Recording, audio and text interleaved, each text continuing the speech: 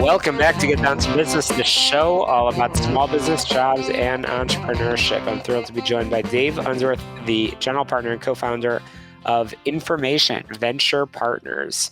And Dave, I know, is co-founder, general partner of the organization. Over the past 20 years, Dave has led direct investments in a broad range of successful enterprise, fintech, security, and mobile ventures.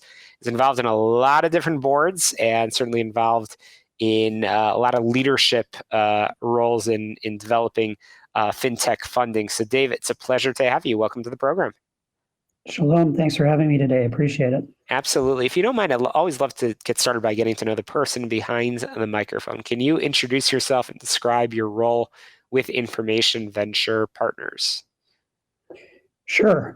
Dave Unsworth. I'm a co-founder and general partner with the fund. From a career perspective, I've spent the last 21 plus years now in venture capital, both managing corporate venture capital funds for a large Canadian bank before becoming an independent franchise Information Venture Partners in 2014.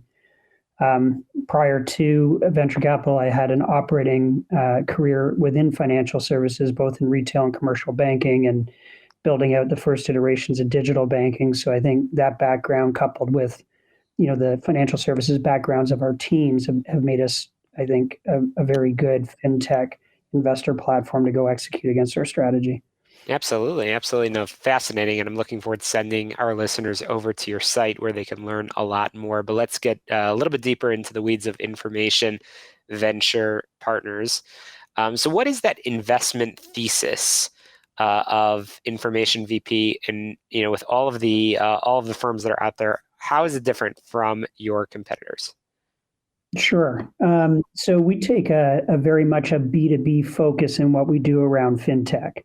So fintech has some pretty broad definitions, everything from consumer-facing fintech all the way through to, crypto and a bunch of other, payments platforms. But we really focus on core financial applications that better enable large and even small, medium-sized financial institutions to defend their franchises. So what do I mean by that? We will look at, things that help with asset and liability management, capital markets platforms.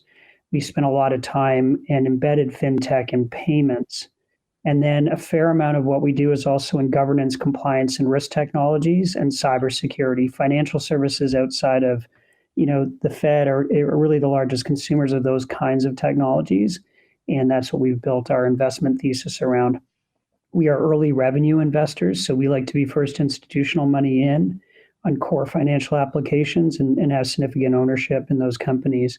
We do lead every deal that we do, co-lead as a second, and we take board seats in every deal we do. So it's a very active program for an early stage venture fund. Absolutely. Wow. Exciting to see all of this, all of the development. And, I can't believe we're having this conversation in the tail end of 2022, getting ready certainly for the upcoming new year. I don't really want to think about it quite yet, but, we actually have to. So how do you see the funding landscape shaking out in the remainder of Q4?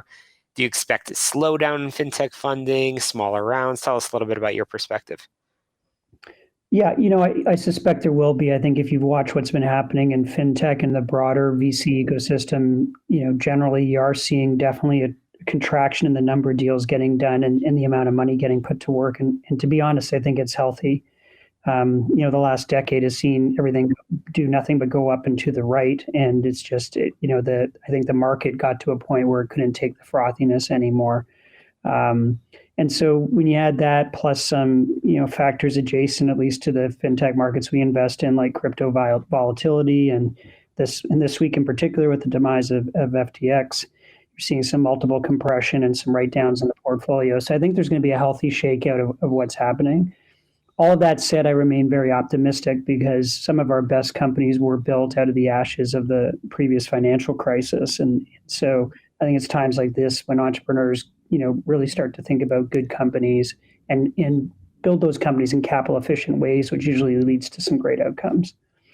Fascinating. Absolutely fascinating. So again, this space of fintech is something that a lot of people don't know about. They see it as a huge opportunity, but they sort of want the easy win. I know your I use that term thesis, but I know your philosophy is that you need to be pretty cautious before jumping into this sort of new space. Why, Dave, do you believe that investors need to be cautious about jumping into fintech by funding startups without a clear path to the market?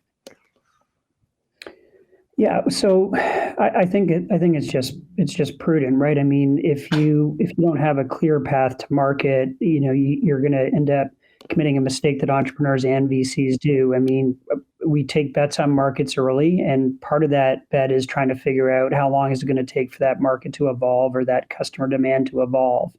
And you can burn through a lot of capital waiting for a market to come at you.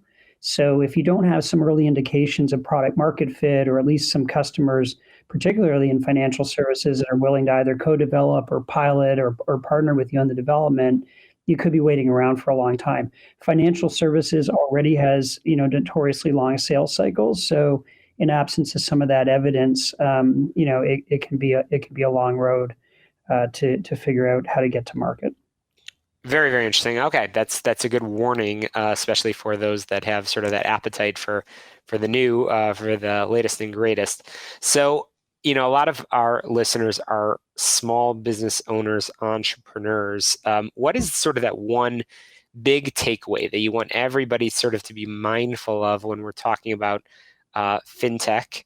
That in sort of making decisions, what's sort of your big takeaway in terms of the industry as a whole, specifically as it relates to small businesses?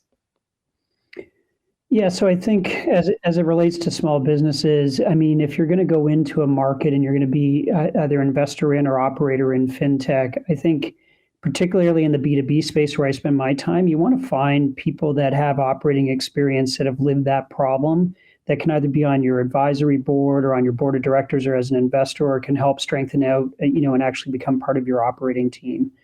I think a lot of people get enamored by how much money's gone into fintech and the froth around it. But if you don't really understand the underlying problem set that you're trying to solve, and how how your solution resonates with customers, because you're not from this part of the industry, it's very important to align yourself with that kind of expertise.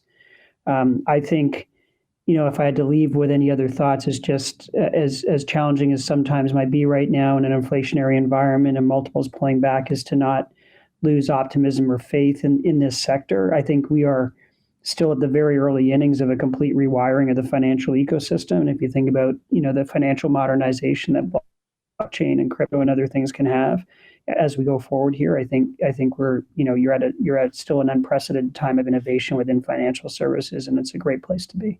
Absolutely. So we're coming to a close in our conversation. This is a good opportunity for us to, again, go back to where we started about information venture partners. What is your New Year's resolution for 2023? What's the big development that you're hoping to put into action? And what should our listeners be watching for when they go to your website, which of course we'll send our listeners to as well?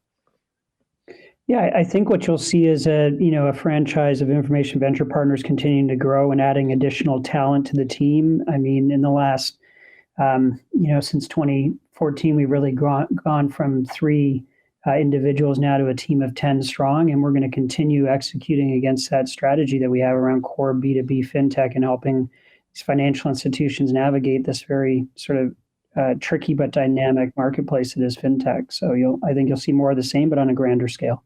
Okay, well, I definitely want to get our listeners over to your website, so let's do that. How can we get in touch with you, Dave, as well as Information Venture Partners? Sure. So contact information is available on our website at informationvp.com, and I'm always receptive to DM from Twitter or LinkedIn or other avenues to get a hold of me. Well, Dave Unsworth, Information Venture Partners, we certainly appreciate you taking the time to jump on the program. I look forward to having you back on real soon, because I know we're going to have a lot more conversations about fintech. So again, thanks, Dave, for joining us for the program. Terrific. Shalom, thanks so much. Absolutely, it's my pleasure. So I would love to get our listeners to planning and getting ready for other topics in 2023, which include health insurance and the Affordable Care Act. These are decisions that whether you're a business owner or focusing on your family, you want to get in touch with Tom Mirabali, independent agent from healthplanchicago.com. Healthplanchicago.com. You could also call 630-863-3477, 630-863-3477. And again, the website, healthplanchicago.com. We've got to squeeze in a very quick break here on Get Down to Business, the show all about small business, jobs, and entrepreneurship. But make sure you subscribe, rate, review, and share this podcast on your favorite podcast app so you don't miss a single episode. Again, you're listening to Get Down to Business, and we will be right back.